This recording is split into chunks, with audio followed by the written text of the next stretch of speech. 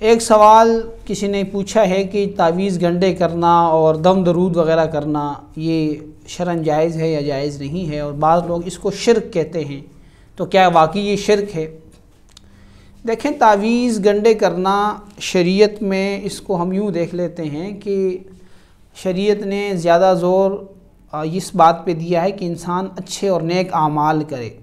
جب بھی کوئی انسان کے اوپر کوئی تکلیف آئے، کوئی پریشانی آئے، وہ اللہ کی طرف متوجہ ہو، 2 رکعت نفل پڑھے، دعا کرے، اللہ سے مانگے۔ یہ اصل طریقہ ہے جو نبی علیہ الصلوۃ والسلام نے بھی ہمیں بتایا ہے، اور صحابہ کی زندگی سے بھی یہ چیز ثابت ہوتی ہے کہ جب بھی ان کے سامنے کوئی تکلیف آتی تھی، کوئی پریشانی آتی تھی، تو وہ اللہ تعالیٰ کی طرف متوجہ ہوتے تھے۔ دوسرے نمبر پر اسباب کے درجے میں شریعت نے اسباب کے اختیار کرنے کا بھی حکم دیا ہے۔ جیسے کوئی انسان بیمار ہو جاتا ہے تو اس کے لیے دوا دارو کرنا، یہ بھی ایک مسنون عمل ہے، لیکن یہ ساری چیزیں اسباب کے درجے میں ہیں۔ حقیقت میں شفا دینے والا، تکلیف کو دور کرنے والا وہ اللہ تعالیٰ کی ذات ہے۔ جہاں تک تعویذ کا مسئلہ ہے تو تعویذ کے اوپر بہت زیادہ اعتماد کرنا یا بہت زیادہ اس کے پیچھے پڑ جانا یا اس کے اوپر یقین کرنا، جیسے لوگ پیروں فقیروں کے پیچھے پڑ جاتے ہیں، تعویذ گنڈوں کے پیچھے پڑ جاتے ہیں، ہر معاملے کے لیے تعویذ مانگتے ہیں، یہ طریقہ غیر اسلامی ہے، یہ صحیح طریقہ نہیں ہے۔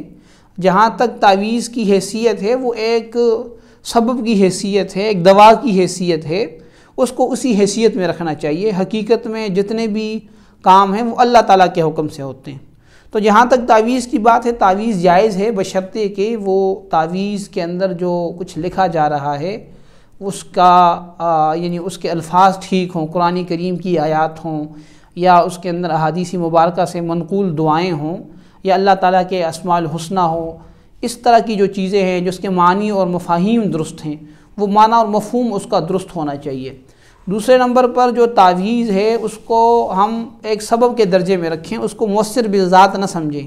یہ نہ کہیں کہ بھئی یہ تعویذ ہی ہمارا کام کر رہا ہے۔ اگر اس نظریے سے تعویذ کریں گے تو پھر تعویذ کرنا ناجائز ہے۔ اس کو ہم ایک سبب سمجھیں گے کہ اللہ تعالیٰ کا کلام ہے، اللہ تعالیٰ نے ہمیں یہ دعائیں بتائی ہوئی ہیں، اللہ تعالیٰ کے مقدس اسماء ہیں، اس کی برکت سے اللہ تعالیٰ ہماری اس پریشانی کو دور فرما دیں۔ تو اس انداز سے اگر تعویذ ہو پھر تو جائز ہے۔ لیکن اگر تعویذ کے اندر نظریہ ہی آپ کا غلط ہے کہ بھئی یہ تعویذ میں سارے کام ٹھیک کرے گا، یا تعویذ کے اندر آپ نے ایسے موہم شرک کلمات لکھے ہیں یا شرکیہ کلمات لکھے ہیں یا ان کلمات کا علم ہی نہیں ہے، تو ایسے کلمات لکھ کے ساتھ تعویذ کرنا بھی درست نہیں ہے۔ تو بنیادی طور پر تعویذ شرک تعویذ کو نہیں کہنا چاہیے، بلکہ اس تعویذ کے اندر مختلف کیٹیگریز بنانی چاہیے، مختلف قسمیں بنانی چاہیے۔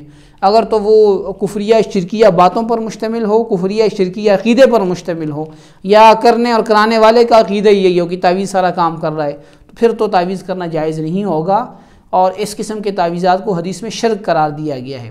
لیکن جہاں تک جائز تعویذ کی بات ہے، جس میں قرآن کریم کی آیات ہیں، احادیث مبارکہ کی دعائیں ہیں، یا اسی طرح اس میں اللہ تعالیٰ کے اسماء حسنی ہیں، اور کرنے والا بھی یہ سمجھتا ہے کہ سب کچھ اللہ تعالیٰ ہی کرتے ہیں، یہ ایک سبب کا درجہ ہے، جیسے مرض کے لیے دوائی کا درجہ ہوتا ہے۔ تو اس انداز سے اگر وہ تعویذ کر رہا ہے، کروا رہا ہے، تو یہ جائز ہے۔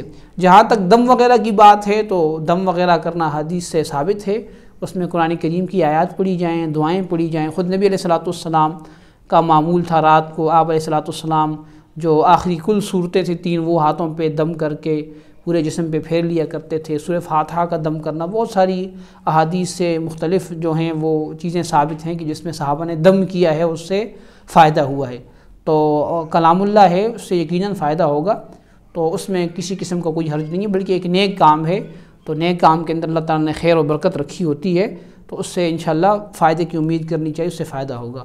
جہاں تک تعویذ کی بات ہے تو تعویذ کے اندر یہ تفصیل ہے۔ اللہ تعالیٰ ہم سب کو عمل کرنے کی توفیق عطا فرمائے۔ آذان میڈیا ہاؤس کو سبسکرائب کریں اور بیل کے آئکن کو پریس کریں تاکہ آپ ہماری تمام آنے والی ویڈیوز کو دیکھ سکیں۔ جزاکم اللہ۔